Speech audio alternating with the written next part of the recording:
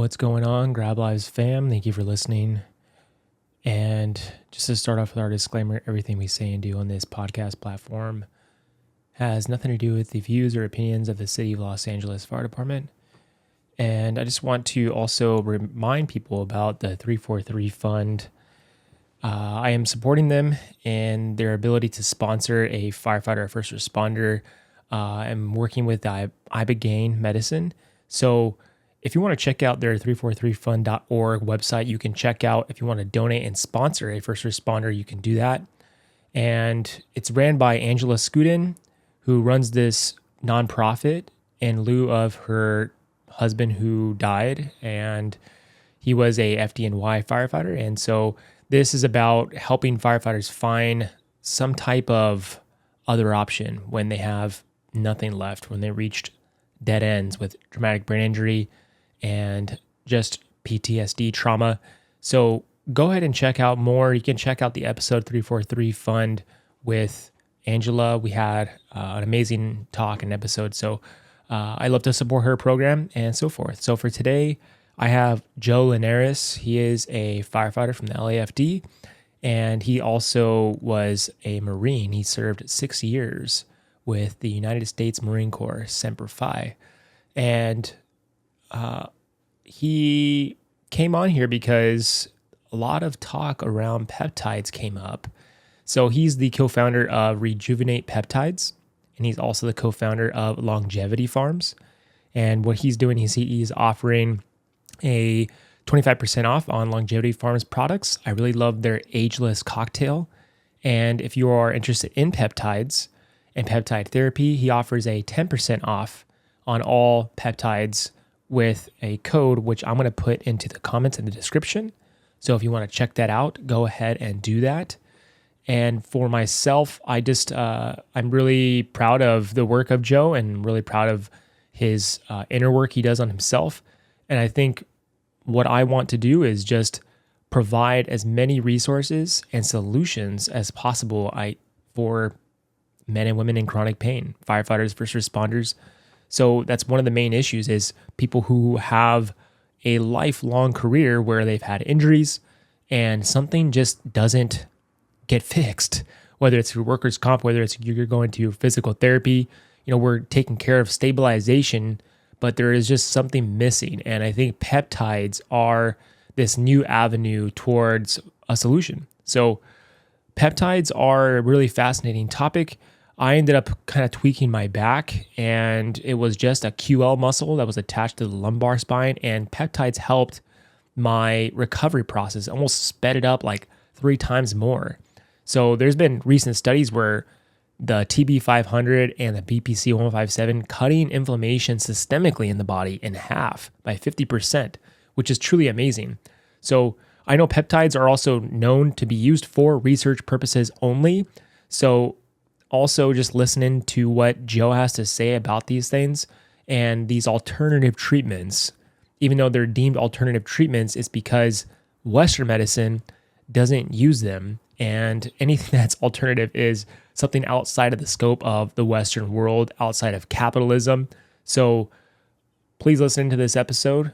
Thank you for supporting Grab Lives. If you can like, subscribe, and follow Grab Lives on YouTube, Spotify, and Apple, it helps the algorithm shift to where someone needs to hear this episode or many other episodes on firefighter mental health, first responder mental health, and really about understanding how we can find health in general as an entirety. So thank you everyone for listening. I love you guys. It's time for Grab Lives. Thanks, Joe, for coming today, man. I really appreciate you and your time, like I was mentioning before. And another LAFD member, I always appreciate when LAFD members come because it's kind of like it requires a lot for our members to kind of modulate some type of change for the department. So the more of us that can kind of come together and try to figure out what's going on with our algorithm of how we do things, because in my opinion, I think the LAFD, any department really, is a machine. Right. And it'll eat you up and spit you out no matter what. Yep. And it's just a hard truth, and I think over time, if you don't recognize that, you'll get your feelings hurt. Mm-hmm. You know what I mean? Yeah. Take it personal. And I think over time, the machine will run. It will run its course no matter what, no matter who you are.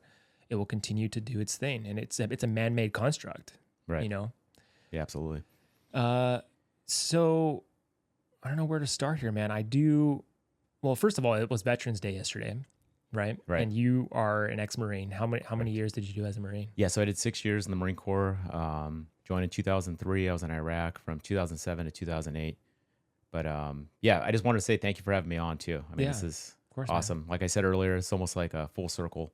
When you first came out with the podcast, I was, kind of hesitant to listen to it. Mental health, I'm a Marine. I don't need to listen to that, or been a firefighter for so many years, whatever. But it wasn't until you had Bo Porter on, and I like Bo. I respect him a lot. Listened to it, and I was like, wow, this is me. Everything Bo was saying, this is what I experienced in my personal life. Just like Bo said, coming home from work, you're at a level 10, hopped up on caffeine, no sleep, and one thing could be out of alignment in the house, dishes in the sink, gym equipment in the garage, misplaced, and then get into it with my wife, and it ruins, the whole 4-day. So the episode with Bo was what really turned me on to Grab Life's podcast, and I've been listening ever since. So thank you for having me. I appreciate it. What was it about some of the things Bo said that kind of like got to you? Yeah, I mean, the whole thing coming home, like at that level 10, basically, what we experience at work, the average citizen sees 2 to 3 critical events, traumatic events in their entire life. We're seeing that on a 24-hour basis in LA City.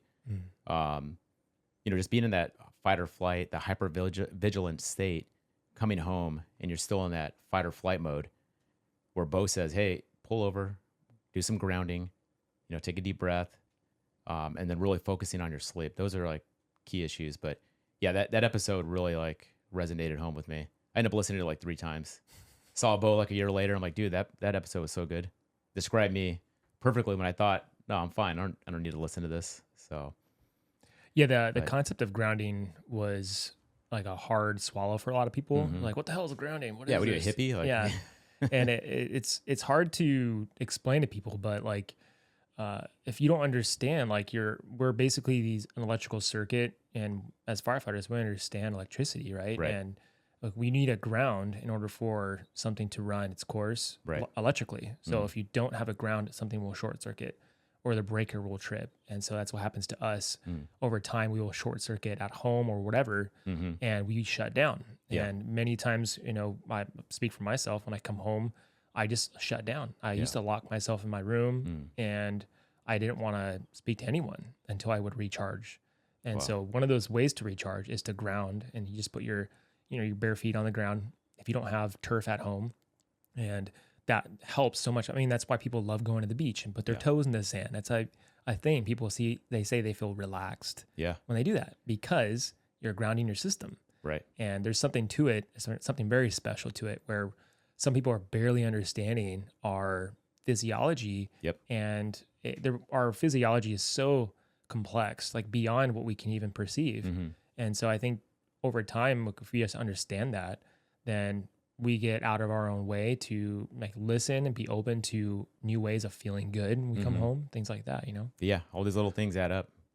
For sure. To make us feel better when we come home, be better, fathers, husbands, brothers, whatever it is, being present with our family instead of being isolated in the room or spending the whole day in bed recovering. So these tours in Iraq, you did 2 tours? No, I did 1 tour. So I was there from 2007 to 2008. When I enlisted in 2003, I don't know, it was like a different time, it was like post 9/11. A lot of the guys I went to high school with were all like, we're going to war. The first Iraq war kicked off, the invasion, OIF-1 in March of 2003. I was in boot camp by August 2003. And that was, I don't know if it was because of the Iraq war that kicked off. Everyone has their different experience being in the Marine Corps, but it was like no nonsense, no joke. It was hard. It was hard and it was tough. The Marine Corps drill instructors, demanded a lot of us out of us. One of the things that they would do is called water IT. So if you mess up, you get in trouble, they would IT you. So it's like intense training, where basically they'll take you like a sand pit, kick sand in your face, burpees, sit-ups, and they're screaming at you. But one of the things they would do to us is called water IT, and we basically fill up your canteens, the whole entire platoon, so like 70 recruits, pound it again 3 times. So now everyone is throwing up inside the squad bay. Push-up position, go, and you're doing push-ups in each other's throw up. You're like shoulder to shoulder with everyone. So yeah, mentally, it was tough. Physically, it was tough. This thing called a crucible, where it's like 72 hours hikes and obstacle courses with only 3 MREs for 72 hours. So to experience that at 18 years old, it's like you feel so accomplished at the end. A lot of the guys I went to boot camp with at that time, including my rack mate, we shared a rack together. He was on top bunk, or I was on top bunk, whatever, was Abraham Simpson. I went to church with them for 12 years. A lot of those guys I went to boot camp with ended up going to Fallujah in 2004. And the Battle of Fallujah was the most fierce battle the Marine Corps has had since the Battle of Way City in Vietnam. The Marines went door to door, house by house. And Abe lost his life. The second day, was hit by an RPG. And a couple other buddies I went to boot camp with. So I didn't get my chance to go until 2007. I was with tanks. We were in the Al Anbar province, which is the west side of Iraq. And basically our primary objective was to sweep the desert and villages looking for Al-Qaeda terrorists. Oh, that's crazy, man. And we were just talking about veterans yesterday, and like one of the guys at the station was talking about it, and the other captain that was there was a veteran as well in the Army. And we are just talking about Marines, and specifically like their role in the heat of war. Like they're like the tip of the spear. You know what I mean? And like, one of the captains was saying something about some documentary that came out on Netflix. I don't even know what it was called, but he mentioned it, and we were just talking about how these Marines are just insane. You know what I mean? But they're so built to be a unit, right? You know what I mean? And like that brotherhood, right. Piece of that puzzle for them is like so essential. And I know some Marines who have come to the LAFD are like, they thought it was some type of paramilitary, experience that they're going to have as a career. And they saw it to be completely different. It wasn't like so mended as they thought it would be. Right. And I think that was like kind of devastating for some Marines. They were like, I'm not getting this, because some stations, they don't have that, there's like some separation with cultures and each individual station. I think that causes a lot of devastation in that sense. Right. And I'm sure you can kind of experience that as well. Yeah. So, what separates the Marine Corps from any other branch is the Marines is the smallest branch of the military. Every Marine is a basic rifleman, and every Marine goes through Marine Corps infantry school. It's shortened. If your primary MOS or your job is infantry, obviously, that training is longer. But every Marine does go through basic infantry school. So going through, boot camp, kind of like the drill tower, but way more intense because you're living there and you're cut off from communication from the rest of the world, is that they're constantly drilling into you and pounding into your brain how to be this war fighter. They're constantly calling you a war fighter. Everything you say is kill. The weirdest thing is like when you're sleeping at night, you hear recruits yelling out, kill, kill. So like the mindset that they put in you, like prepares you for battle, prepares you for war. And the Marine Corps is all about camaraderie, tradition, history. Marines are proud to be in the Marine Corps. They're honored to be a Marine for the rest of their life. So you hear the slogan a lot, once a Marine, always a Marine, and it's true. So many men and women who have served in the Marine Corps are so prideful about it. So that's crazy, man. Like that programming though. How do you unravel that is like my question. You know what I mean? Right. And it's kind of interesting how even going through, this a line of work of being a firefighter, like your programming is designed for you to be successful in the heat of fire. You know what I mean? And acting out to where you can be successful, where everyone goes home to their families. And essentially, like in the back of all of our minds, that's what we're doing logically, is to make sure all of us go home safe. Right. And that's like the number one priority. But there's a loss of translation, I think, for ourselves individually along that process. Once you finish up to maybe like 5 years, you kind of start second guessing yourself and start to kind of like question actually your identity in a sense. Like, hey, like I think I have my priorities kind of a mixed up. Like is my family more important? Am I Exactly. prioritizing them? Yeah. And I think over time, like we forget what is a priority for us. And so I think having a conversation, like a healthy conversation about it is really important because people can lose sight over 20 years, you know, and they look back like, dude, where am I? Who am I? Yeah. You retire and it's like, All right. the job was my life. Now my life has been taken from me. So, you know, keeping that perspective is like, for me, it's God first, my wife, the kids, my family, everything else comes second. So I think, unfortunately, some people have the mindset or the mentality of their career comes first or their business comes first and everything else second, but it doesn't work that way, unfortunately. Yeah, everyone's different. Yeah. Everyone titrates their values to what they have set up for themselves a long time ago. And the interesting about values is like that we create laws subconsciously to support values. And so those laws, we will die by them essentially, you know, so we have to kind of like go into what our values are, see what those are, then and look at what laws you have actually set up for yourself. Right. You know, if it's your family, like we will die for our families, you know what I mean? But, you know, is that most important? I don't know. And maybe, Yeah. I think each person has to question that. Right. Well, it's like you said, it's based off your values and Yeah. what you believe to be important to you. Yeah, man. So, well, thanks for being a Marine, brother. Like, Thank you. I always respect people in the military because, like, I couldn't do that. You know, it's just like it's not in my DNA. I cannot go out there and like just like shoot people. You know what I mean? It's crazy. You know what? It's weird because like my dad was a Marine, but I just wanted to be a Marine. It was just in me. I just something I couldn't get rid of the thought. Like even in kindergarten, my mom said I would draw pictures of me like shooting people. Like I was surprised my mom didn't put me in therapy. No, I'm just kidding. But yeah, it was just in me. It was in me my whole life. And I started off in the Fire Explorers when I was like 14 with Chino Valley Fire. Really got involved, you know, in the fire service and enjoyed it. I, you know, liked the paramilitary style of discipline and the camaraderie. But I also wanted to be a Marine. So I joined the Marine Corps. And then when I got out, 2009, I started with my first department down in San Diego County for a small agency. I was there for 6 years. But I wanted to work for a large agency. Both of my parents grew up in LA City. And I felt like, okay, this is like my chance to work for a big agency, put in for LAFD, got on. And now it's been 11 years later. So, and it's been a journey, you know. Crazy, man. Yeah.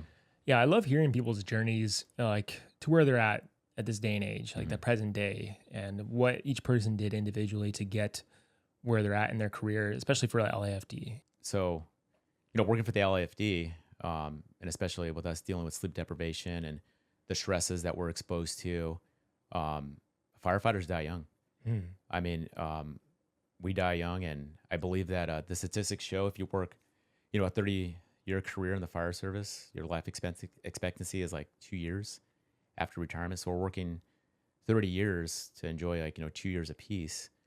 And then 2017, that's what kind of got me motivated to go down this path of biohacking and, you know, really trying to preserve my body for longevity, really focusing on, you know, my sleep when I'm off, because interrupted sleep, according to Dr. Walker Matthews, he was saying that one night of interrupted sleep, your brain produces proteins that's similar related to dementia and Alzheimer's. A week of that, your brain's producing more of it. So that was a big eye opener. But yeah, it kind of like sent me down this path of biohacking with, you know, treating my body like an experiment to get the most out of my body. So cold plunge, traditional sauna use. I had an infrared, but I've got traditional. Taking my sleep really serious, blacking out my entire room, sound machine. I have a chili pad that regulates the temperature on my bed. Kettlebell swinging. Did I say make my own sourdough bread? But yeah, just like basically everything I could do to optimize my health and longevity. So I'm 41 years old now. I did the true age test, and I'm like 32. So I'm just trying my best to be there for my family and get the most out of my body that God has given me. So. Damn, you're 41, dude. You look great for 41. Thank you. Man. Yeah. That reverse aging process is looking good, man. Yeah, it's the biology thing is really important, I think, and obviously we're going into like what we're talking about with the peptides and you and your brother's company, and I think it's great, dude. I think I was personally skeptical originally, but I kept hearing it, and then a couple of my health guru friends. I have like a handful of friends who are really into health and like really understand health at a biological cellular level. And they were mentioning peptides. And then so I was like, okay, I have to kind of trust I'm hearing this over and over. And it was a sign to me like maybe I should look into it. And, recently I've been setting up a possible presentation for chronic pain. Right. And I've been like just looking at what can I do to crack this code? Mm-hmm. Because from what I'm seeing from like a bird's eye view is like chronic pain is a serious issue for firefighters. Right. And if you go into a firehouse and you just ask everyone in the room, hey, do you guys have pain right now? Do you have chronic pain? Everyone will raise their hand because we're just rid with injuries. Yeah. And it can be detrimental to our mental health. You're always thinking about it. It's in the back of your mind. Then once you've done that, now you've created fear in your mind about, hey, I'm going to injure this again. So you're almost like bubble wrapping your life around injuries. Yeah. And so, I want to get to the point where, there are some solutions.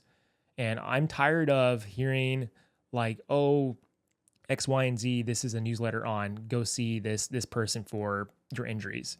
There's not many solutions where everyone's like, hey, this is something you should do. And in the end, it's really up to you.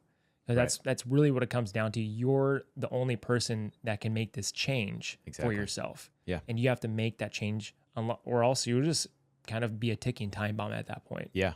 And the thing too is, like you said, like most firefighters have shoulder problems, back pain, knee problems. I mean, like you said, walk into a fire station, put your hand in the air. It's like there's so many guys and girls, but it's a downward spiral. So if you choose the path of, going to your doctor and getting on pharmaceuticals or any type of, narcotics that they prescribe, then you're off work with IOD and you're at home.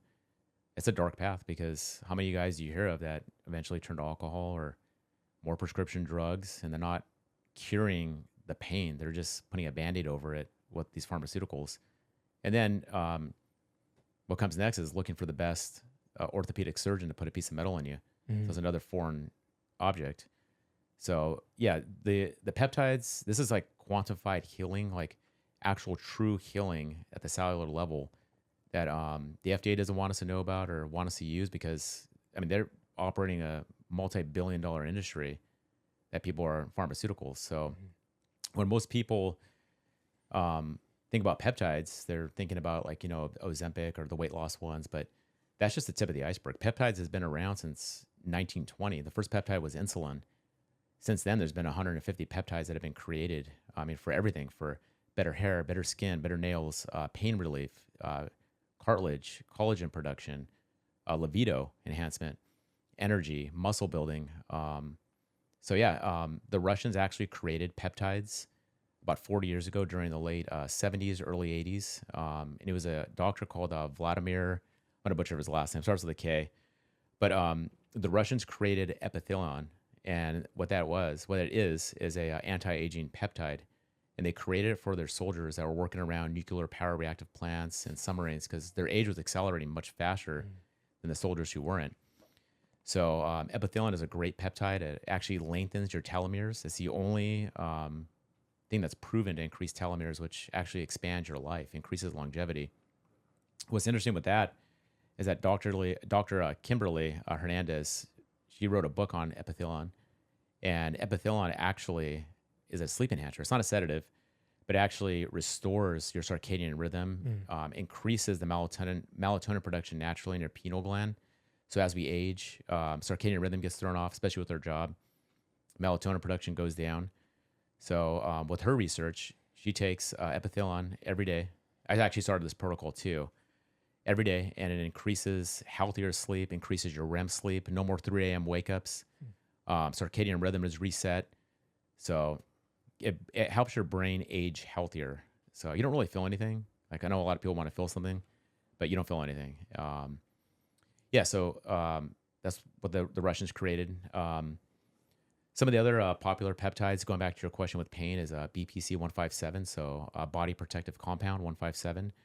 And what this is, all peptides are branched chain amino acids that work off of like a cellular messaging system, kind of like text messaging, that communicate your body where to use it. All of us produce peptides naturally. We all have amino acid receptors and growth receptors that they'll cling to.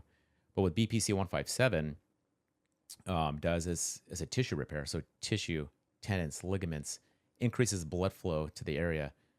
So people who have pain, whether it's back pain or like myself, tennis elbow, I inject closest to the injury site as possible and increases the blood flow, heals tissue, reduces inflammation, helps tendons and ligaments. So then you stack that with a TB-500, that's called the Wolverine blend. That's more anti-inflammation, more tissue repair. So that's a great one. Yeah. So the BPC-157 had come up. That was the first peptide that was mentioned. And I already understood peptides because of the medicine of Cambo, because there's 13 bioactive peptides in that medicine. And I've seen tremendous results for it reversing HIV, cancer, and it reversing issues with the nervous system. And so I understood peptides. And so when someone started mentioning peptides, I was like, oh, interesting, because I know peptides are effective at a cellular level. And I know with the BPC-157, I know it also helps clean the gut and heal the gut. So the best thing about healing the gut is the gut axis, the gut-brain axis, essentially. So the gut-brain axis is basically like one of the best ways you can heal because it's so important, vital to our organism. Right. And the most important part about that is that it's also integrated with the vagus nerve. Yes. And so the vagus nerve is like a highway of information that the gut will send information to the brain. It's not the way the brain sends. We think the brain does everything. It's not true. Yeah. So the gut will actually do this thing where it actually produces 80 to 90% of serotonin comes from our gut, doesn't come from our brain. Yep. So if you have poor gut health, you're going to have a shitty serotonin. You're going to be depressed. You're going to have different mood swings.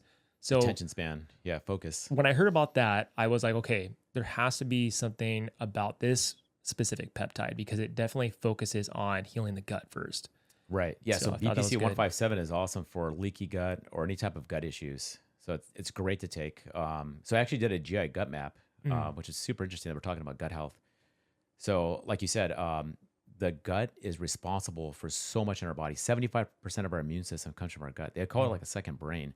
And like you said, if you have a bad gut or your gut health is off, you're going to be depressed. You're going to have low serotonin, brain fog constantly.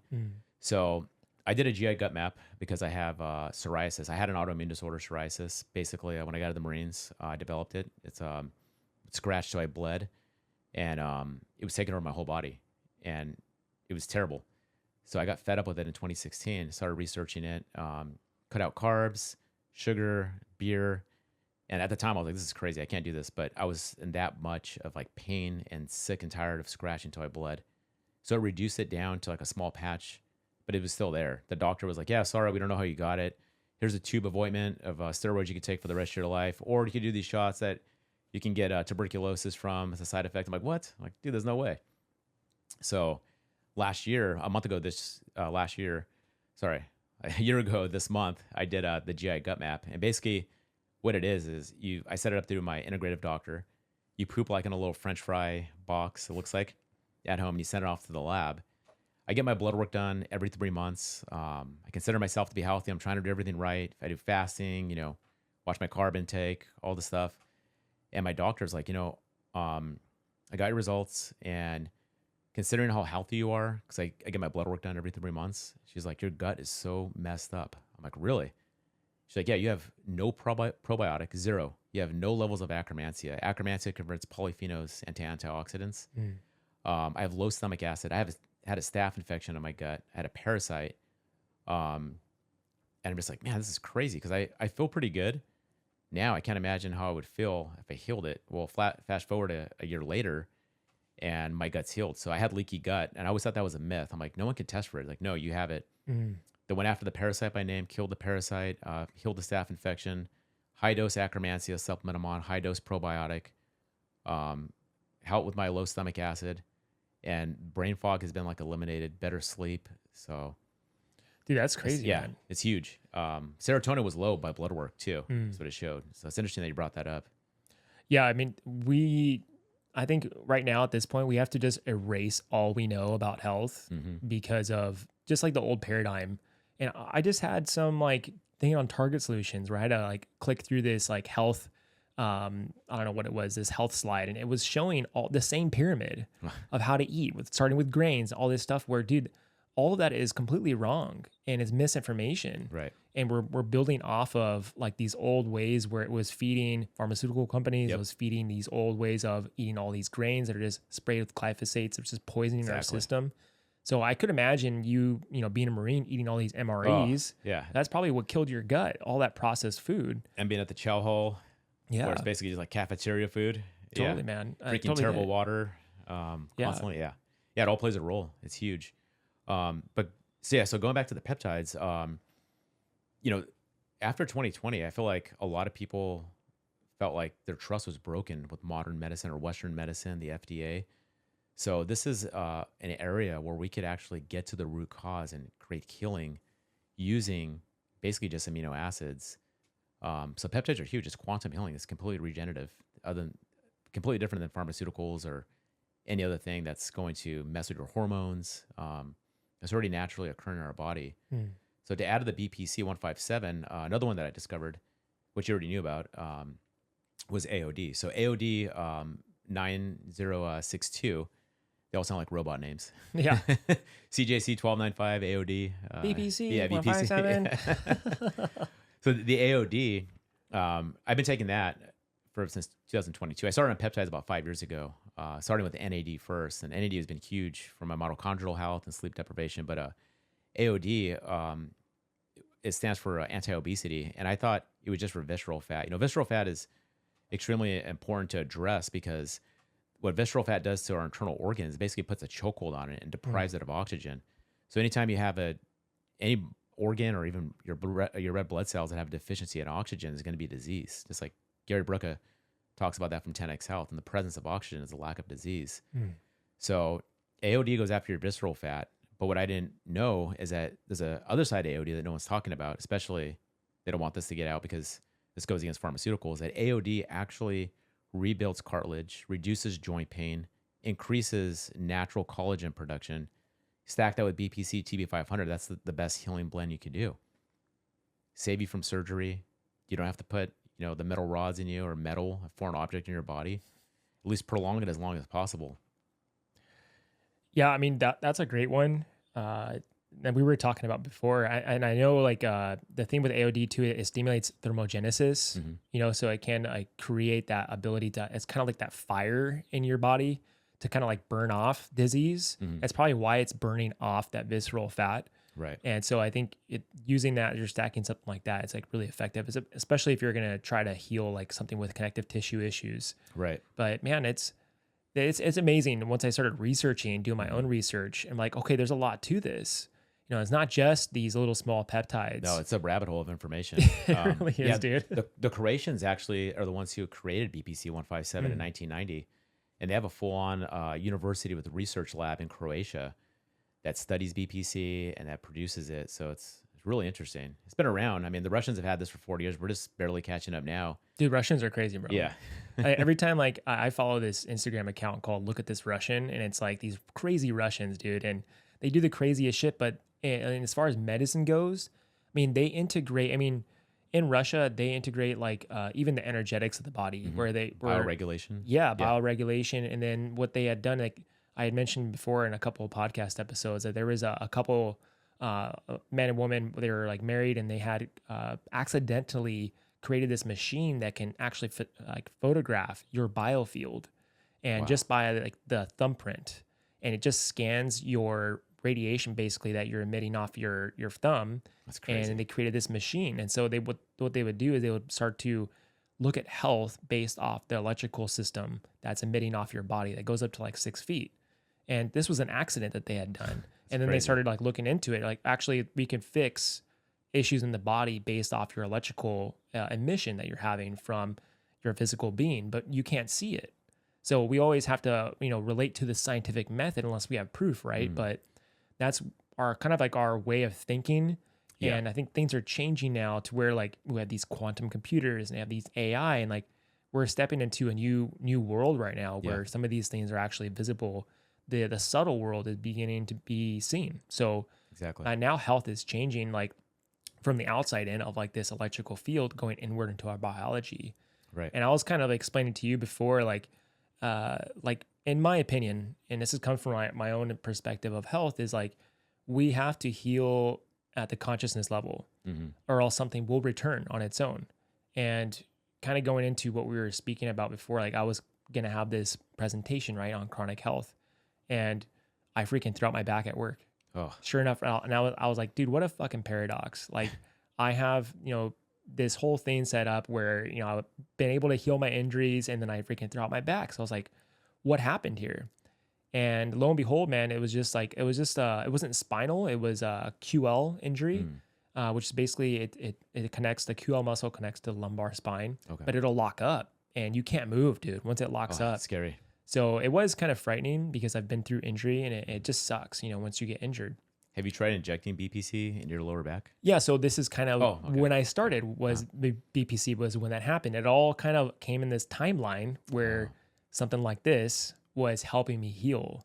And it was just fascinating the way the timeline hit to where the BPC kind of fell into my lap. I was like, oh, this is something I'm going to be using that I can teach on or whatever. Right. That can be, something that could eventually kind of shortcut your way to healing. Yeah. And so I did the 6 weeks, the BPC TB-500, and I did feel a difference. But I'm always skeptical on just one thing. There's no magic bullet in my opinion. I agree. So what had come up for me at a consciousness level was I was working with my pattern coach, and we were just talking, and just some things had come up around body shame. And when I grew up, I just had body shame. And so I would always work out for vanity. Yeah. And so I had this attachment to vanity.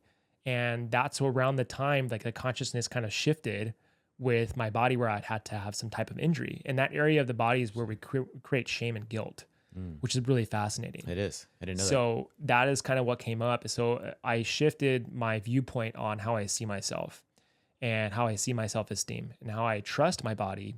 And so it was a really strange dynamic where I was kind of looking at things from all different viewpoints and vistas, and it made sense. But in the end, I have come under this impression, our consciousness is the master.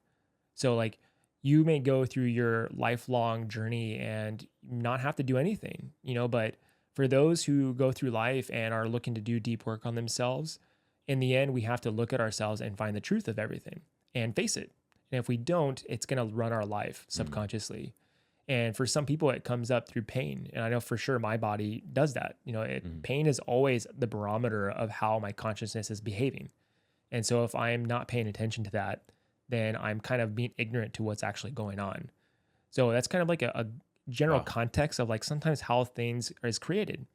And I think for someone who is doing BPC, that it's definitely a lifeline for people, but for me, it just worked out to where I had to shift things on an internal level, and also shift things by stabilizing, obviously, muscles and things like that. But the foundation of everything, in my opinion, is the nervous system. Yeah.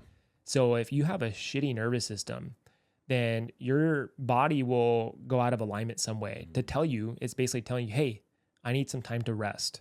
And so that gives us time. That's usually why I think firefighters have issues. I was going to say that our their job nervous is creating systems, so many nervous system issues. Yeah. So that's why I believe that we have so many injuries, is because our bodies is telling us something. Hey, we need rest right now. Yeah. So take the 6 months off after your 30-year career, or during your 30-year career, to rest, and take some time for the nervous system to bog down for a second. And if you're just fueling the fire with Monster energy drinks and so much caffeine, it's going to create more problems for yourself. We're just ticking time bombs, basically. And the nervous system is so essential to making sure we're understanding vagal tone and understanding how we can go from sympathetic to vagus parasympathetic states. And that's where our bodies can heal. Right. So that's why I thought it was so important about BPC-157, because of the fact that it's helping the gut health, and that's where the vagus nerve is right in the middle of that gut-brain axis. So I thought it was kind of interesting the way everything kind of started to play out and kind of form its own information level, where I was accessing okay, this is I'm just basically a mirror for others to help them get out of pain. Right. And I think it's really valuable, man. I think there's another thing too with NAD. NAD is really helpful. I found it extremely helpful to where it's kind of like this, it's stimulating the mitochondria, but the mitochondria is like the flame of our cells. Correct. You're Yeah. activating like this element of fire within you. You know what I mean? Yeah. So the NAD is awesome. I love NAD. It's one of my favorites. So NAD, it produces in all of us naturally in the mitochondrial cell. So the mitochondrium is the powerhouse of the cell. That's where we convert all energy, ATP into energy. The problem is that as we age, sleep deprivation, stress, alcohol, it declines. So, a lot of us are walking around tired, brain fog, usually because of our mitochondrial health. And there's so much that plays, a role in the mitochondrial health with sleep, not getting enough sunlight, not exercising. There's so much that plays a part of that. But the NAD supplementation definitely helps. I love NAD. It's my favorite because it makes me feel like energized, especially if I'm sleep deprived. I'll do an injection of NAD and bam, it'll take it away. So NAD is so important. It's the fountain of youth molecule. Yeah, it's a good one. I like it. I think it's the energy, the natural energy you get from that it feels really nice. Yeah. I It's don't know not how like to describe caffeine. It's like it's on the cellular level. So it's not caffeine. Yeah, it's just like clean, good, energy. There's another one real quick called MOTS-C. Oh, I was just gonna ask you about okay. that. Perfect. So MOTS-C is one of my favorites also because it does go after your mitochondrial health, similar to NAD. But with MOTS-C, they call it cardio in a bottle. So MOTS-C is going to increase your metabolism. It's going to burn fat, but it's super good for your mitochondrial health. It's a mitochondrial revitalizer. Yeah, it's one of my favorites. It's a good one. Is that one kind of like a stimulator as well? Like you kind of feel energy from that one too, or? So everyone's different. Everyone has their own different experience. For me, MOTS feels like a low dose of NAD. So I do get like that energy boost that lasts for me for like 10 hours. There's other people who take it and they don't feel anything. There's some people who take it and they can't sleep at night. I do mine in the morning, like around 4 or 5 a.m. when I wake up. It's only 3 days a week. Gets me going throughout the whole day. Workouts are so much better, increases your endurance. The mitochondrial revitalizer is nothing else like it. I think the big question is, the injections, because that's what people are much more averse to using peptides. Like, oh, I got to inject myself. Like, what the fuck is this about? Yeah. So I think, can you just go into like why injections are important? Yeah. So 85% of people don't want to inject themselves. So basically it leaves like 15% of the population who's willing to actually inject themselves. But the injections aren't that bad. It's an insulin syringe needle, 30 gauge, 31 gauge, very small. It's a sub-Q injection. So you just grab a piece of belly fat or glute or your thigh and do the injection that way. But to answer your question, so injections are so much better than taking like an oral form or a nasal spray because it's going into the into your bloodstream, sub-Q or IM, and it's binding to those naturally occurring amino acid receptors. So okay, so and I think too, like a lot of our guts are fucked up. Oh, so yeah. I think the ability to absorb nutrients and to absorb something, if you're taking it orally, it's not going to even work because our guts are all so jacked up. I mean, I know my gut's been jacked up because I've eaten hot Cheetos and Mexican candy my whole life. You know what I mean? Yeah. I know it's jacked up, Yeah. and I barely started fixing my body a few years ago because one of my friends, who was one of my health gurus now, he looked at me and he's like, "You're sick." And I was like, "What?" I don't even know this guy. He was just this bohemian surfer who was my friend's boss. And he looked at me. He's like, "You're sick. You get shitty sleep." And this is how he kind of talks. He's very direct. And I was like, "Yeah, I sleep like shit." And he's like, "Okay, your gut's terrible." He's like, "Let's fix your gut and like let's go through how to fix that." And so I went through like a year, kind of like the same thing you went through, parasite cleanse and fixing the gut biome and learning about nutrient absorption. Like everything was so jacked up. And dude, it was crazy because like I used to have darker circles under my eyes and they went away. Wow. And I used to have like just inflammation, dude. It cut my inflammation in half. So some of these things are so important, dude. When we just fix like these major components of how we're operating, it's like, if we don't pay attention to it, we get through our old ways of thinking. We can't get past that. That's what's getting in the way of our own healing, or even feeling good, Right. And that's the thing. Like I want to feel my best. I want to look good, feel my best, get the most out of my body. But yeah, I mean, what if we can catch something earlier on at a younger age versus now we're 50, 60. It's like, oh shoot, this thing metabolized or metastasized into something much greater. Now it's too late. Sorry. But if you would have caught it when you're in your 30s or 40s, or preventative. I'm all about preventative medicine for myself and my family. But yeah, the whole gut like permittability thing, bioavailability from taking like an oral supplement. I mean, yeah, there's always that breakdown that when it goes to the GI tract, you're not going to absorb it. Or if you have a gut that doesn't absorb anything, like myself, I had zero acromantia. My doctor's like, "Do you eat blueberries?" I'm like, "I just crushed a whole case of blueberries before I talked to you. I eat blueberries every day." She's like, "Can't tell." I'm like, that's crazy. Wow. So yeah, the injections are much, in my opinion, much more superior than taking an oral form. In an oral form of BPC, there's BPC gummies and pills, but the bioavailability is not the same as like a sub-Q. Yeah, so that was the change, I think, when because I was taking it orally. Oh, you were? Okay. I was, and I was doing it for like 2 months, and so I didn't see a change. And so maybe I'm like just not absorbing some shit, man. Yeah. And I still got to do some work on my gut, but it's like an always changing thing. And like us as human beings, we're always we're not static. You know, we're always in flux. So like we have to understand that too. And I think over time, like our mineral intake is so important as well. Correct. And I think minerals is like something that's really missed within like our line of work as well. Because if you carry a higher revved nervous system, you're going to require more minerals because it has an electrical charge to your body. So I think lack of mineral intake, you're going to be bogged down with energy levels, with just mood. Yeah. And I think over time, but some people can't absorb minerals. Yeah, it's true. So that's one of the main issues. Or what about the whole stigma with salt? I mean, salt and sunlight in the morning is the best thing you can do. Put some salt in your hand, a good clean salt under your tongue, drink some water, go in the sun, do some sun gazing. It's a game changer. Yeah. But there's a stigma with salt. Oh, what about the sodium retention or whatever? People don't want to do it. Or looking into the sun without sunglasses on is so beneficial to your eyes in the morning. Turns off that natural melatonin production of our brain, wakes us up. But there's a stigma behind that. So yeah, I like you're going to look at the sun and go blind was like the old concept and the old paradigm. Parents tell me that all the time.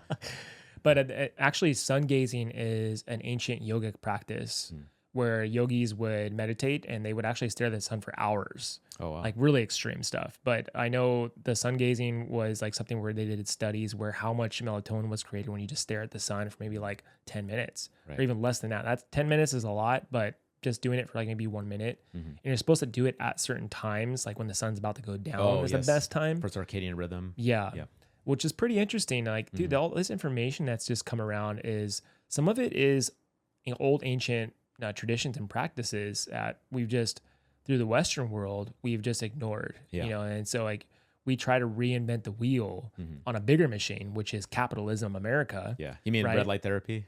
Even that too. I mean, red light therapy is amazing. I love red light. I'm just joking. I actually have the big red light panels at my house. Okay. Those are rad. Yeah, it's awesome. Great for healing, great for inflammation, regrowing your hair. But also in the morning when you first wake up, it almost has like that sun gazing effect where it turns off the melatonin production in your brain with the red light and the blue light that's involved in it. So it's great. Yeah, you're supposed to put it in your perineum for prostate health. I read that, yeah. Yeah, I do that. I go full nude in front of it. So. Yeah, you're supposed to. I mean, that's like what they say, and it actually helps a lot. And no, there was a woman who had it on the podcast, and she was saying like for someone who has low back pain, she actually will tell that person to do red light therapy that way. Interesting. Because she said it actually helps with the area of the body to reduce inflammation, but there's something there at the base that needs some type of light. And like there's so many studies on actual light therapy, how effective it is. Because in the end, like at a quantum level, we are modulated and created by light, vibration, and frequency. Like that's the core of what we are. And you know, she was saying that it's very effective for someone who's got some low back pain, and that's one of her protocols. Wow, which is kind of interesting. I didn't know that. Yeah, it's interesting. And I've gone through, dude. I was going through a long journey with pain and understanding like when you run away from pain, it's not bad. That's the worst thing to do. So when you face the pain and you go into it, it's the best thing to do. And what I've found out through that experience is like, sometimes you have to be with it. Pain is one of the best teachers you could have. I was going to say, that's how we learn. That's how we grow. And it's crazy how effective it is. But at the same time, it's like, do we require suffering in order to grow and evolve is my question. And along this path, you know, I would just things kind of fall in my lap, you know, and this one story I had read about this guy named Jack Schultz. He was a Holocaust survivor, but he would do these crazy things where he would stick these large needles through his arm, but he wouldn't have pain. And so what he had done was he would talk about pain is through the mind. And the mind-body connection is so essential to understanding what pain is. And he went through this whole long experience where he just go do these shows and he'd stick these things in his body, but there'd be no blood either. It's crazy. And so what he had done was he was able to go into such a meditative state where he would control his heart rate, his nervous system function, and his pain perception. And so he even talked about how he was, as a child, he was taught to meditate. And so what he would do over time is that he created a carbon copy of himself. And so he wasn't actually sticking the needle in his arm. He was sticking his needle in the carbon copy of himself in the meditation. So Crazy. it was pretty interesting how that worked out, and how he created this perspective for people to see, like, okay, there's something else beyond how we perceive pain and what pain is. And so that once I found that and heard his story, and like I looked way more into it in some of his books, it kind of put me at like a dead end. I was like, hold on a second here, like what is really going on with pain? Right. And so it tripped me up, dude, because I was like, okay, well, maybe it just is in the mind. Maybe it's emotional. Maybe it's this, maybe it's that. And so it put me down this rabbit hole of understanding like pain perception, nervous system regulation, how to be in real control of your mind, body, organism. Right. And I think we've grown into this idea that we're like just these like carbon organisms that are finite and limited, and as a young age, we're always taught to go to the doctor and they give you a lollipop after they give you all these shots, but we believed that these people were going to heal us. Right. Instead of like having the concept of that we are healers ourselves. Right.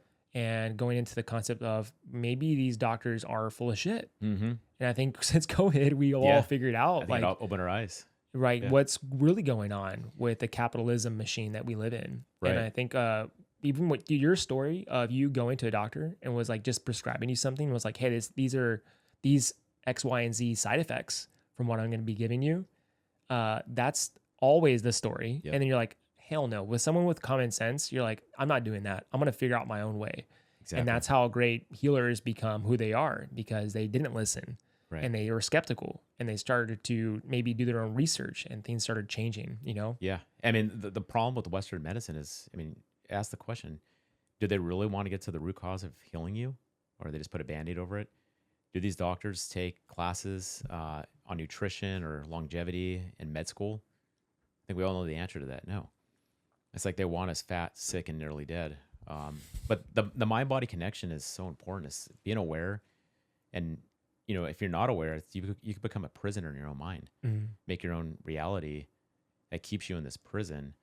But the mind-body connection is huge. Being able to identify, when your heart rate is elevated, in your mouth breathing instead of nasal breathing, and telling yourself to lower your heart rate, telling yourself to control your breathing, lower your respiratory rate using, nasal breathing, it's so important to have that mind-body connection, to be aware of it. As we stress, as we get excited, we start to mouth breathe, which increases our heart rate. I mean, how many calls do we go on where people are having an anxiety attack? They feel like they're dying. Yeah. But it's many of them. Yeah. It's so important. Mouth taping is important at night when you sleep, get deeper sleep. So yeah, there's I forget what study it was. It was like this, just through nasal breathing would change the whole structure of someone's jaw. Oh yeah. And I was like, dude, that's crazy. But not just even jaw, humming too. Yeah, humming too, but not just the jaw, but your cheek muscles. You can Google it. Google mouth breathing versus nasal breathing. You can see photos of like the jaw, the cheekbones. But what's interesting too with nasal breathing is that it increases the nitric oxide production in your body. So nitric oxide is extremely important because the more nitric oxide we have, the more oxygenated blood cells we have. Just like, going back to what I said earlier, in the presence of oxygen is a lack of disease. So the more nitric oxide we have, the more oxygen we have feeding our red blood cells, feeding our organs is better. So yeah, I saw actually there were two identical twins, and one was a mouth breather and one was a nasal breather. It looked completely different just by those two things alone. Wow. And there's a book called Breath. I don't know if you've ever heard of it by is it Brett McMaster or something like that. Yeah, and he talks about the nasal breathing, how important it is, and even like these going back to ancient practices and traditions, how the yogis knew how the nasal passage was an instrument. And so they would change actually the way they would breathe through their nose, like fast, swift breathing through the nose. They would create breath of fire. So like they would be in cold environments and completely change their temperature, their internal temperature, where they can be meditating in the Himalayas, like with barely any clothes on them. And it's just crazy how they figured this out, but they even cut the nose in half. And when you look at it, it looks like a kind of like a horn, like, like a French horn. It's kind of like, it kind of does a loop. It looks just like that. It's really fascinating. Interesting. And there's another a pranayama breath work where you plug your nose and you breathe through that side and then you switch and you do the other side. That helps with focus. The reason why I do bring up the things with the mind is the fact that our psychology will reflect our biology and vice versa. So sometimes we just get sick, dude. We go to Mexico or whatever, and we just get stuck with a fucking parasite. You know what I mean? Like it just happens. But we have to learn like what's there. And the shitty thing is we go to, a doctor through Western medicine and they don't even look for if you have a parasite or what your gut biome looks like. Exactly. Or if you have candida overgrowth in the body. Because I had candida overgrowth. That was one of my main issues. Oh, that'll definitely lead to depression or so many other issues with candidas. I actually, the way I found out was I was having athlete's foot and it wasn't going away. And so when I would go to one of my health gurus, I was like, hey, why do I have athlete's foot? And he was like, you have fungal overgrowth in your body. And he's like, you eat sugar? And I was like, yeah. And he was like, and so it ended up being this whole thing about sugar. And like my first addiction was actually to sugar. And so I had to rearrange my ways around my relationship with sugar because that was killing me from the inside out. Right. And so like even I had a guy at the station, he has eczema. And he had eczema since birth. And he was asking me about it. And I was like, dude, that's a fungal infection. Stop eating sugar. And within 2 weeks, dude, gone. Wow. His eczema was gone. He was like, dude, Vargas, how'd you do that, bro? Like, I was like, dude, it's just understanding biology and infection and disease from the inside. The sugar, simple carbohydrates is feeding that disease, feeding, like you said, the fungus, the candidus, it's feeding it. The problem is that with our career is that it's a vicious cycle. Sleep deprivation, which we're all walking around sleep deprived. Your body craves sugar. At the station, we have unlimited sugar, donuts, ice cream. So it's nasty. Yeah, and it's bad. It's real. It's a real addiction. It's true. We have, I call it stress eating. Like just all the sweets just laid out in the kitchen, and like it's there for you. That's what they say, right? Yeah. The famous LAFD term, like there for you. But like it's too much, and I think there can be moderations with some of this stuff, but it's always there. Donuts, people always bring in donuts, man, and it's like that is actually killing us, and we don't even know it because it seems so I don't know, less evil than these other things like beer. Now we all know alcohol is terrible for you, but these things like sugar is just as bad. I'm just gonna have a corner of the donut. I'm just gonna cut it with a butter knife and leave it. So. We did go over a couple of these peptides, right? And I don't know if you have any other peptides that you think are super important to talk about. Yeah. So since we're talking about inflammation, the latest one that I'm into is KPV. So KPV is another powerful anti-inflammatory inflammation. Really good for people who have autoimmune disorders. I basically healed, thank God, my psoriasis, which they say it's incurable, through my gut health. But I am going to take KPV just to reduce my body inflammation and hopefully completely eliminate that psoriasis. That's a really good one. Tesamorelin is a good one for lean muscle, really good cognitive. Let's see what else. What are the ones that are good? The hot one right now is a retatrutide. Retatrutide is a GLP-3, so it's glucagon-like peptide, GIP, and glucagon. Those three combined basically turn your metabolism into a metabolic death machine. I mean, it's crazy. You'll lower your insulin levels. I track mine with my blood work, which is good because I'm Mexican. And both my grandparents died of diabetes. My mom was pre-diabetic. I put her on retatrutide, lowered her A1C, lowered her insulin. So that one's great. You could literally burn fat by just sitting on the couch. I hate saying that, but that's crazy, dude. Yeah. Well, I think that's interesting because each race are predisposed to certain diseases. Like I know African Americans are predisposed to diabetes and hypertension. Right. And if they eat like sugar, if they eat sugar, it'll increase that for them. And in Mexican Hispanic culture, the same thing. I think it's a lot of the corn that Mexicans eat. They always eat tortillas. Yeah, saturated fats mixed with sugars. I mean, which is the Mexican diet. Right. Think about it. But I always tell people like at work, like who cook Mexican food, it's like the same meal. You just mix it up in tortilla in a different way. that's true.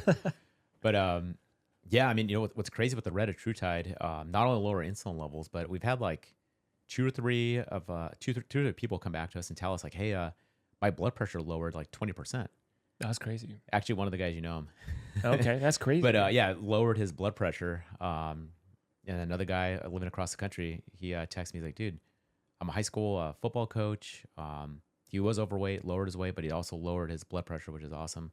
One more peptide that it's really good for regrowing hair and actually reversing gray hairs is the copper peptide, GHKCU. So GHKCU stacked with BPC is called the glow peptide. Really good for fine lines and wrinkles, reverses gray hair. It will actually rebuild hair if you have hair follicles. Not if you're bald, but if you have the hair follicles, it'll start to regrow.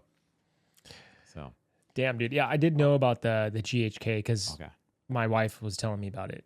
She was like, "Hey, you need to get that GHK." Yeah, all the in women our house. want it. Yeah, the glow stack. Yeah. So I was like, okay, well, I didn't know what it was until I had to research it myself, and it was pretty interesting. I just like the idea of copper is like also a part of your mineral intake as well. Yes, which is kind of interesting. Right. So I think, but with copper, I forget exactly if you have too much iodine, you shouldn't take too much copper, or vice versa. I don't remember. I don't want to like butcher that, but I know copper is really efficient, and I think.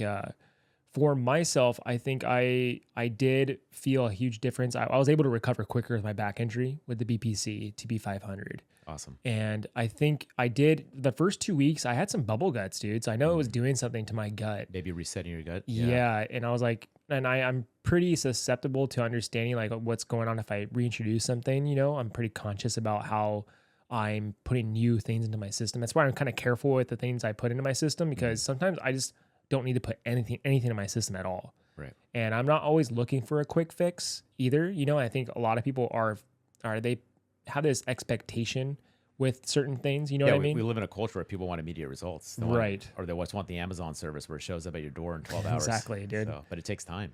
So that's kind of like the thing I was just kind of playing with, but I did notice the inflammation level with the injury. It just was quicker and I was able to recover faster.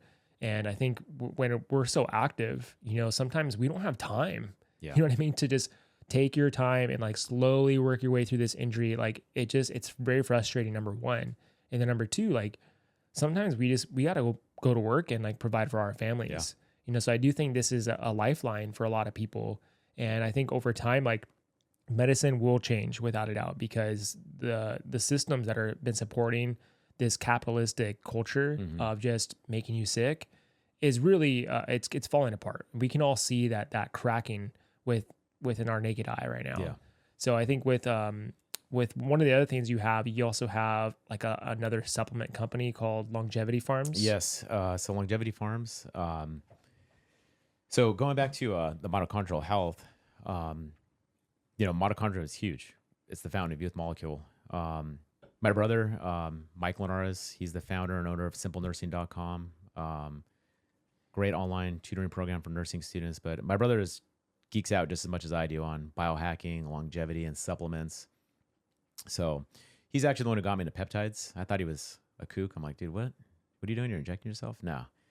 Anyways, fast forward 5 years later, and now we're here with a peptide company and a supplement company. But my brother basically was taking all the podcasts from like Peter Attia, Dr. David Sinclair, Dr. Huberman, Rhonda Patrick, Ben Greenfield, and everything they were saying, he was putting together in an Excel spreadsheet and taking all the supplements. He initially started with NAD, NMM, which NMM is a precursor for NAD, creatine for brain health, taurine for your heart health, and then electrolytes, putting together in a Tupperware, giving it to my parents. They loved it. Like, man, I feel a difference. Giving it to me when I was at work on shift and sleep deprived, I feel a big difference. And then it led to us creating the Ageless Cocktail, which is right here. So what we wanted to do is we wanted to create a clean supplement that our family could take. We created this for our parents and for ourselves first. And I believe that we're the only ones right now selling a high dose of 1,000 milligrams of NMM, 1,000 milligrams of resveratrol, 520 milligrams of NAD, all in one single scoop, easy to use. So that's when we created Ageless, and our initial thought was, it says Austin, Texas, because my brother bought a piece of property outside of Austin, Texas. We were going to make a biohacking like retreat center, like saunas, cold plunge, red light therapies. We're going to stock it with Ageless Cocktail, but it ended up doing so well. Our initial order, we sold out. We put the project on pause and we're just focusing on the supplements. So since then, we came out with the Awaken product, the one I gave you, the brown bag. That one has colostrum, which is great for gut health, collagen peptides for hair, skin, and nails, all the organic mushrooms, functional mushrooms like lion's mane, reishi, and changa, great for inflammation. And then also cocoa flavonoids, which cocoa flavonoids is like another rabbit hole of information.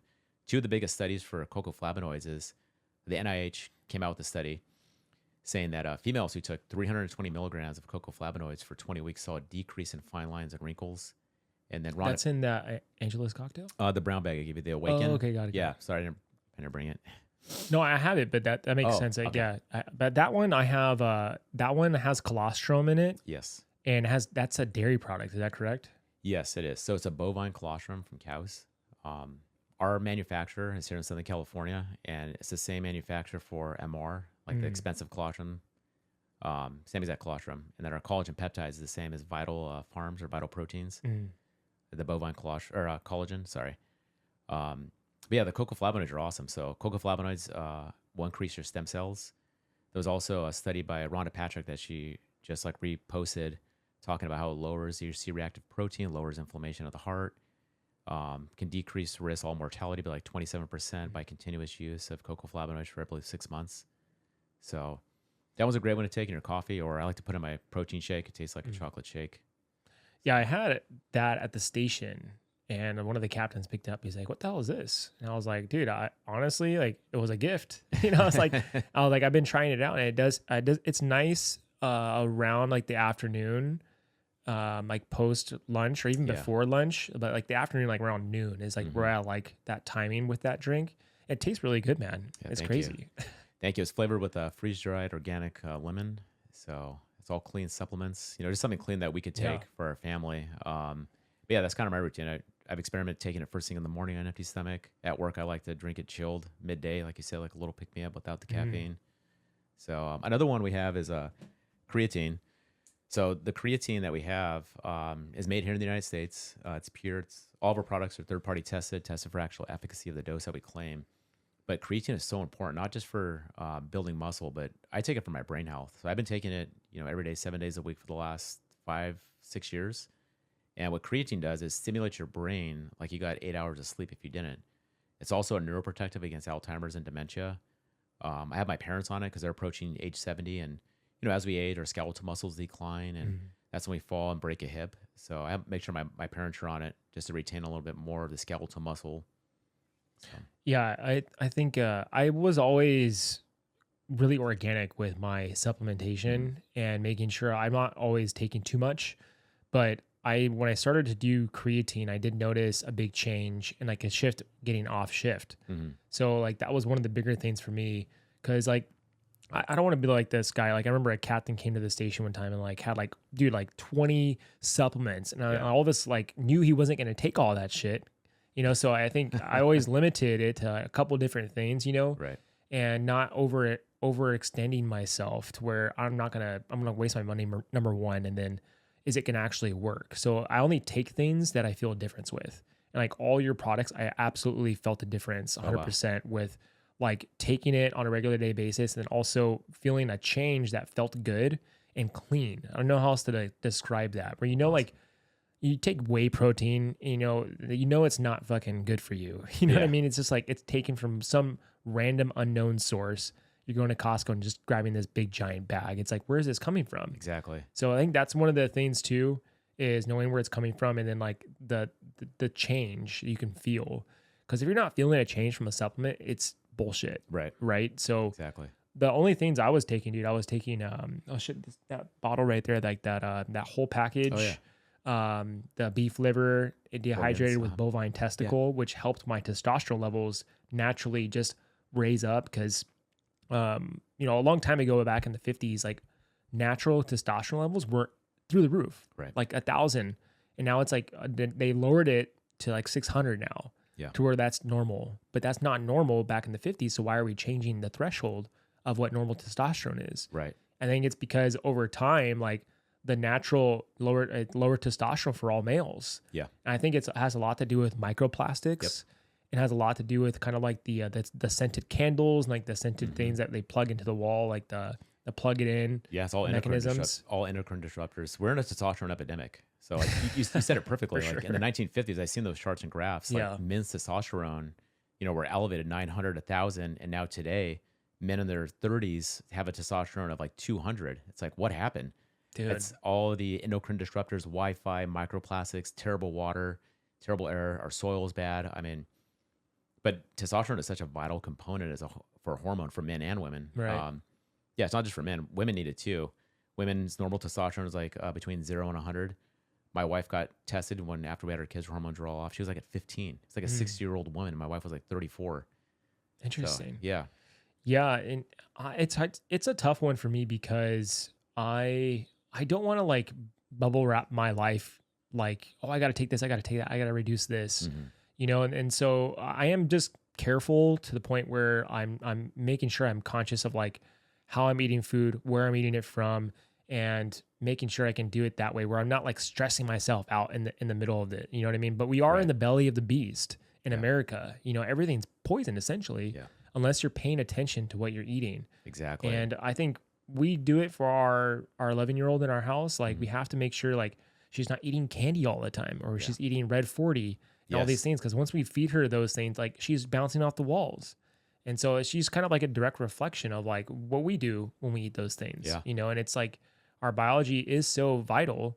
And I think over time, like there is no quick fix in the end if you keep putting poison back in your body. So if you do the BPC-157, you're going to clean your gut out a little bit. But if you keep putting poison in your body, inflammation, it's just not going to work, dude. It's like, it's going to counteract itself. So making small changes. And I always tell people like, I always talk to guys at the firehouse and like, they always ask me questions because they know who I am and they know what I'm about. And, but I'm not a big person to preach like, hey, you need to do this and you do that. Cause that's like very dogmatic. Yeah. Well, as soon as you start telling guys that, they're going to like, whoa, what are you doing? Exactly. What are you telling me what to do? Right. But when they ask me questions, I always tell people like, don't overreach yourself with diet. Cause are you going to like accomplish it in 10 years? And it's really small lifestyle changes that you want to make. Right. Because those will actually stick, and you need to do it like in small increments. Because I know for myself, if I try to do like a hardcore diet, it's overwhelming. It's not going to work for me. I know I'm not going to follow through with it and actually staple it into my regular day diet. So what I started with was removing bleached white flour from my diet. I know that's for sure poison. Yep. So removing that first, and then I worked my way down to removing gluten from my diet. And this took a time, like it was like 6 to 8 months where I just was able to get to gluten. And once I did that, then I just removed it from my diet. And then gluten's in everything, dude. Everything. It's in fucking everything. So it took me a while, but I noticed the changes when I would be at work and off shift, where my inflammation was like so much more like a complete difference in how I could feel my body. And then once I reintroduced wheat into my diet, or like I was at a party or something, that's the only thing they had to eat was pizza, and I just gave in, I would get hives. Wow. So my body just removed it from its system. Yeah. And then once it was reintroduced, and the body like tells me, hey, no, we can't do this anymore. It's poison. It is. And so that was kind of interesting the way that worked, but it was effective the way I was tapering off little by little. Yeah. And now I that's why I always tell people like, just do a little bit, like just do small changes. The sugar thing is a tough one because you're addicted to it. But the other things can be effective if you just take those small little steps, you know what I mean? Because then you can follow through.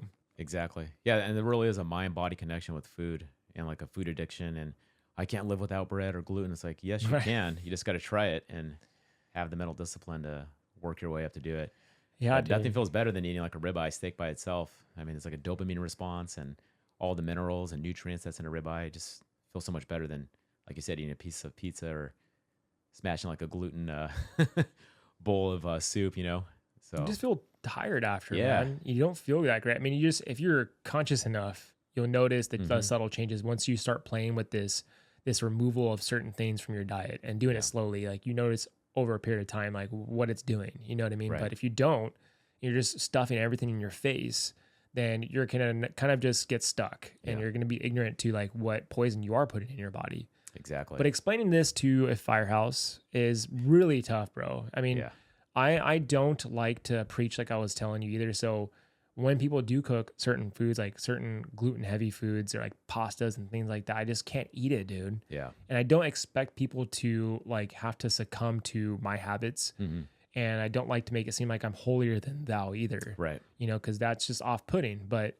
I just make so many integral decisions based off what I know is important for me. Right. And you're in tune with your body. You know what you're going to feel after eating that. It's that not meal. worth. I'll even have like a hangover, dude. Yeah. If I have like a gluten heavy diet, I'll feel like shit for like 3-4 days because I'm so cleaned out, you know? Wow. Yeah, but to be aware of that, and like you said, to be at that point where, you have like a food hangover that lasts 2 days. I mean, it's a level that most people should strive to get. I don't know, in my opinion, strive to get to, because, I mean, that's how you're going to reduce inflammation, get to the core of the issue and not feeding yourself poison. Like the whole Red 40 thing is terrible for you. Yeah. Another endocrine disruptor. I mean, what it does to a child's psychology, it's insane. There was this TED talk from this psychiatrist who her son was on antidepressants, suicidal, hyper ADHD. But as soon as they cut out all the food dyes from like Red 40, Yellow 5, the Blue 40, whatever it's called, completely changed his whole mindset, changed his whole psych. He got off all of his anti-psych medications. Another thing too is like the fragrances. Like I don't, this sounds crazy and people think I'm a kook, but I won't use like the soap at the station. I'll bring my own soap, or I won't use soap at all if I'm at work, because I don't want any of the endocrine disruptors in my body, in my armpits or in my groin absorbing. So yeah, I bring my own soap as well. It's the same thing. It's just poison. So and our skin is an organ, you know. And going back to what you were saying about kids and their diets, like I had a friend, I had him on the podcast, and he was on the board for Children's Autism of America for the last 20 years. And so something that he did was he started testing kids' diets at preschools. And so what he ended up doing was testing food allergies with children and noticing variations of behavioral episodes and issues kids were having. And so over that 20 years, he found that he reversed about 90% of children's behavioral issues with just diet alone. wow. But most of the stuff he was testing on these kids was that they were allergic to everything. And it was pretty interesting because he was going off of what this woman had designed for as a diet and was feeding the kids that diet. And I can't say this woman's name because it's a really long Russian name, but she was one of the people on the team that had created the atom bomb. Oh, wow. And so what happened with her was her daughter had Crohn's disease, and she went to the doctor and they were going to remove like a really large amount of her intestines. And then she was like, I don't think this is right. And so she stopped doing the operation, or she wasn't going to go through with the operation. And then she started to play with her diet. And what she found just by changing her diet alone is that she got rid of her Crohn's and she was healthy within 6 months. Wow. So he was taking all that information off of what she was saying and giving it to the kids, and they reversed everything. It was amazing. That is. Right? Yeah, man, food is our medicine. Until medicine becomes your food. Yeah. That's true. And do we work in the field where, like, I mean, all we do is take care of sick people. Yeah. And I think it's kind of disheartening to where we're in this underworld where we're just taking people through this broken system, especially if you know the truth of it all, or you feel you know the truth of it all. And we're just like these Ubers just taking people back and forth to like a loop. You know, it's a feedback loop of taking these people back and forth, back and forth. There's no change. There's no actual growth from having anything done with their health, and they don't know any better. Right. No one's going to tell them anything. And it's kind of sad, dude. I find it to be kind of depressing.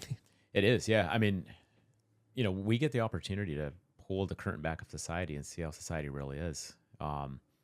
And, you know, for me as a firefighter paramedic, it's like, I don't want to be that 50-year-old in a convalescent home, or even a 60-year-old in a convalescent. I don't want to be in a convalescent home at all. But yeah, it's this sad like feedback loop of like, well, I'm on insulin, I'm on high blood pressure medication, I'm on, you know, the list goes on of all the medication they're on, but still eating like garbage, still eating fast food, still smoking cigarettes. And it's like, dude, this stuff is killing you on top of all the pharmaceuticals you're doing, and you're doing zero exercise, not even walking. It's like, what do you expect's going to happen? Your body is breaking down on you, when really our body is like a well-oiled machine where you should be fueling it with the right nutrients, taking care of it with the right sleep, the right supplementation and get the most out of our body and take our health back. Well, I have to say that I don't think the body's like a machine. I would have to say it's designed like a computer. And it is extremely fascinating how well orchestrated everything fits in. And I think we're barely tapping into this concept. And even with the energetics of how the body is creating things and distributing information, that if we go to the core of the softwares of the system, then we can make real big change. And that's why I was talking about before how our consciousness is so important and how we regulate our emotional activity and our mind activity. And when you do inner work on yourself, and this is kind of going into like the whole premise of this podcast on mental health, like your mental health is so important, but what happens is that we become so numb to what that is. And then we become numb to our mental health. We become numb to our biology.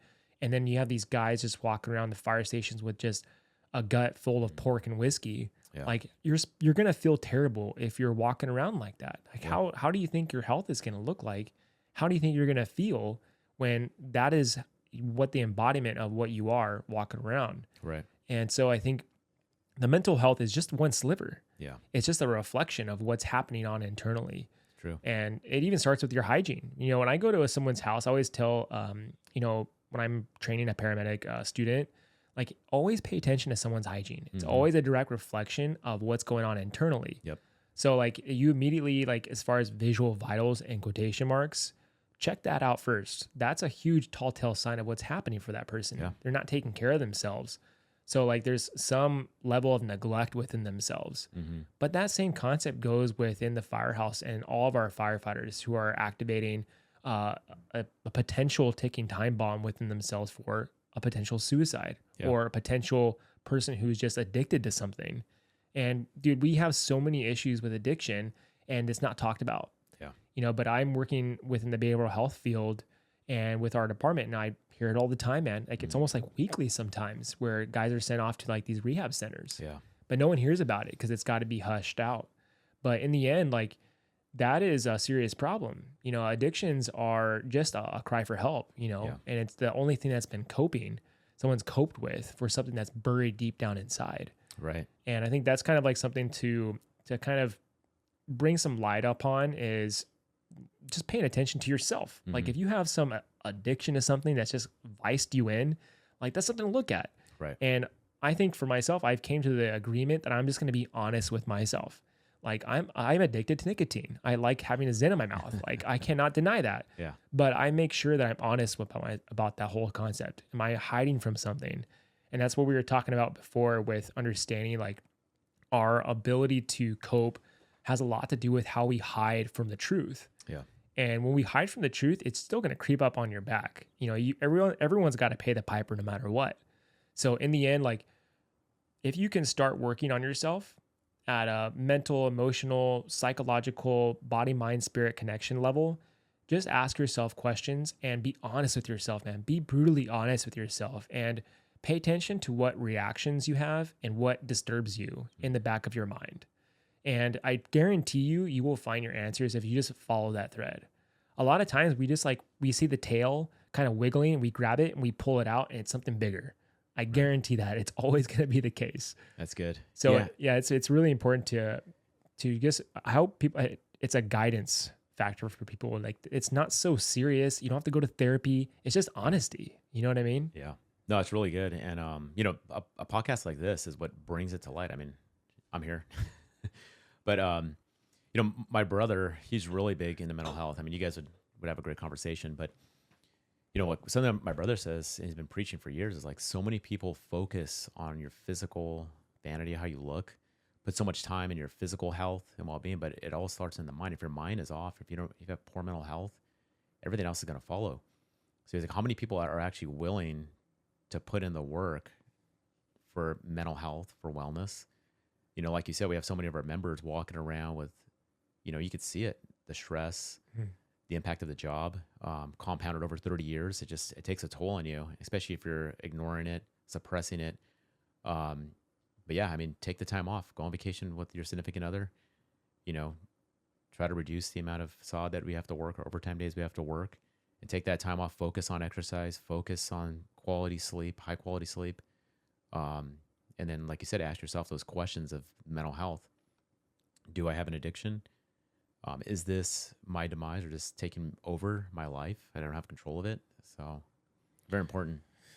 Yeah, people just don't want to do the harder stuff like going into emotions and your mind because it hurts, man. And it's normal to run away from things that hurt, but if you take the courage, I mean, that's real courage, in my opinion, is if you do that. Absolutely. And I think that if you honor that part of yourself, you start to respect yourself, you start to respect others, like your whole world changes. You know what I mean? Right.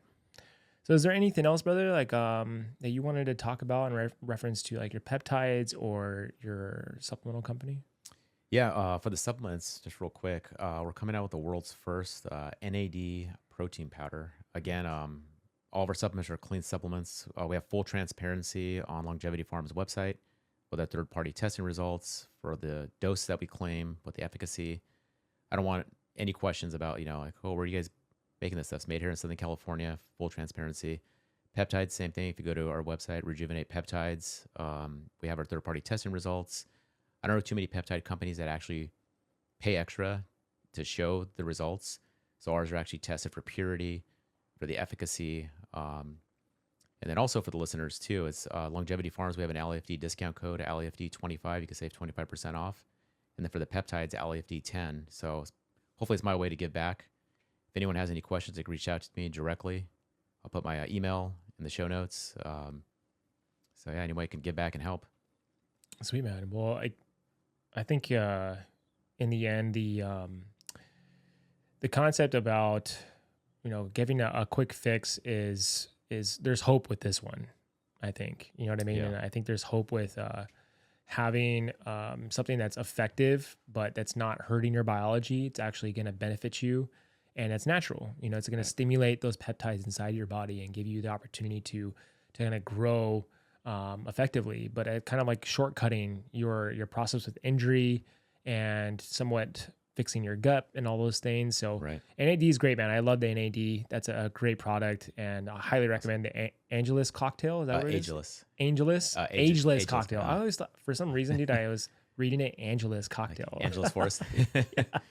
But yeah, man, real quick, I just thought of this right now. There's a never get sick peptide, the thymosin alpha. So, flu season's upon us. It's another one that's another anti-inflammatory, and then glutathione is another high antioxidant peptide. Those are two great. But like you said, this is a real healing. Hopefully we're breaking the mold of pharmaceuticals and going to the regular doctor. We could take control of our health and get the healing that we need naturally using basically just amino acids. Mm-hmm. Well, yeah, man. Thanks for coming by, dude. Yeah, thanks for having me. I'm happy we did this episode. I know we were thinking about doing it for a while, and I just the timing just ended up being right for today. Yeah. You know what I mean? Everything worked out, man. Thank you so much. I'm so grateful for you having me on and being able to share my story and my experience. So yeah, brother. Well, thank you for your service again after Veterans Day. And everyone, if you just like and subscribe, YouTube, Spotify, Apple, it really helps the algorithm for people to hear episodes like this. And love you guys. Take care. It's time for Crab Lives.